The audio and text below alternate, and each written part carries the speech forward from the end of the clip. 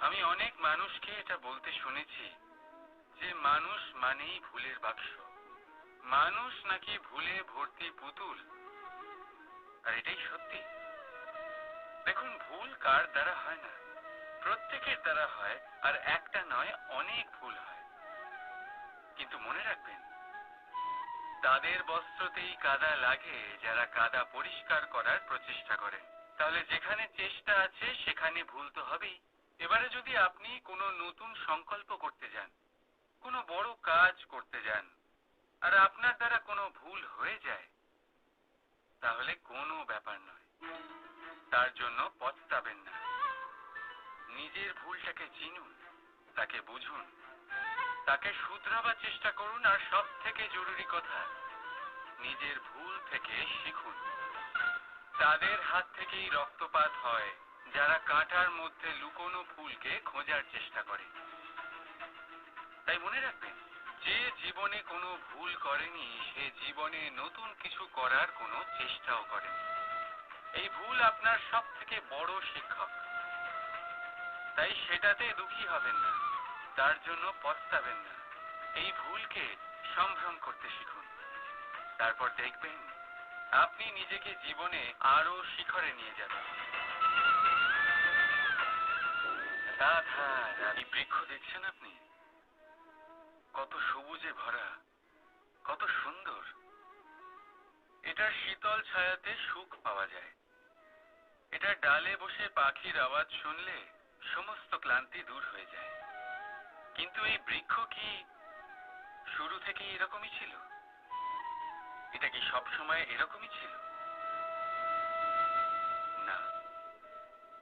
প্রত্যেক বছর হেমন্তকালের নির্মম আঘাত একে সহ্য করতে হয়। এর পাতাগুলোকে শুকিয়ে মাটিতে ফেলে দেয়। কিন্তু তবু এই বৃক্ষ অটল দাঁড়িয়ে থাকে। আর তারপর যখন বসন্তকাল উপস্থিত হয়, একে নতুন জীবন দান করে দেয়। এটার মধ্যে পুনরায় ছোট ছোট ফুলের কুঁড়ি দেখা যায়। এই বৃক্ষ হেমন্তের মুখোমুখি হয়েছিল, তাই আজ সবুজে ভরা। এটা পুরনো পাতার জন্য শোক পালন না করে পরিবর্তন স্বীকার করেছিল। তাই আজ আমাদের সাথে এই সুখ ভাগ করতে পেরেছে। তাই মনে রাখবেন একটা অত্যন্ত জরুরি কথা, পরিবর্তন আর কষ্ট, এটাই সংসারের সব থেকে মহান সত্য। যারা এটা স্বীকার করে নিয়েছেন, ধরে নিন তারা ধন্য হয়ে গেছেন।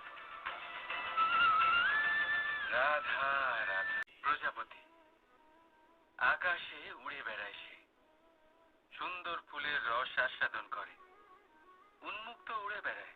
কিন্তু তারও বিপদ কম কিছু নেই। যেমন হলো পতঙ্গ, জন্তু এই প্রজাপতিকে নিজের আহার করে নেয়। তাকে এদের থেকে সাবধানে থাকতে হয়। সত্য হলো এটাই যে এই প্রজাপতি ততদিনই সুরক্ষিত থাকে যতদিন এদের পাখনা বৃদ্ধি পায় না। যখন এরা এদের খোলসের মধ্যে থাকে, যখন না কারো দৃষ্টি এদের উপর পড়ে, আর না কোনো শত্রু এদের আঘাত করতে পারে, কিন্তু তখন তারা বন্ধ থাকে, অবিচল, নিশ্চল থাকে।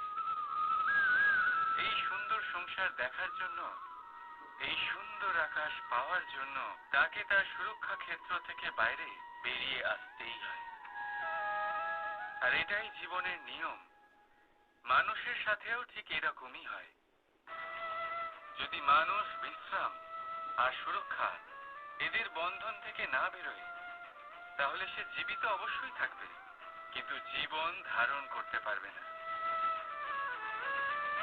কারণ যদি জীবনে বড় কিছু করতে হয়, বড় কোনো কিছু পেতে হয়, সাফল্যের শিখর অবধি পৌঁছতে হয়, তাহলে সর্বপ্রথম আপনাকে নিজের সুরক্ষা ক্ষেত্র থেকে বেরিয়ে আসতেই হবে। এই আরামকে ত্যাগ করতেই হবে। তবেই আপনি সফল হতে পারবেন।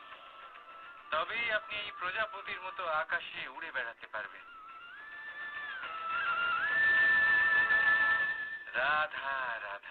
আমাদের মধ্যে এমন কজন আছে যারা ভয়েতে ভীত হয়ে পড়ে?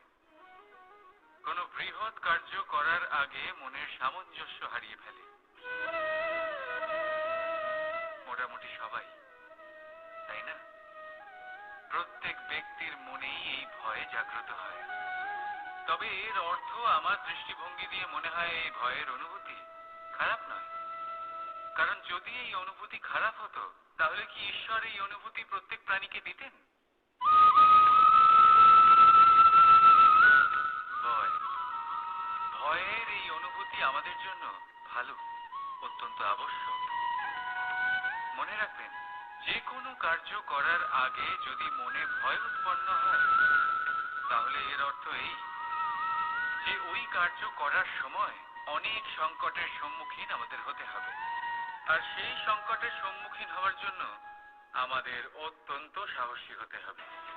শুধুমাত্র এই কথা মনে রাখবেন, মনে সাহস জুগিয়ে এগিয়ে চলুন এই ভয়ের যাত্রাতে। কারণ এই ভয় আপনাকে আপনার লক্ষ্যে পৌঁছতে প্রেরণা যোগাবে, আপনাকে শক্তি প্রদান করবে। তাই এই ভয়ের দ্বারা ভয়ভীত হবেন না, এই ভয়কে জয় করুন। আর আমার সাথে ভালোবেসে বলুন, রাধা রাধা।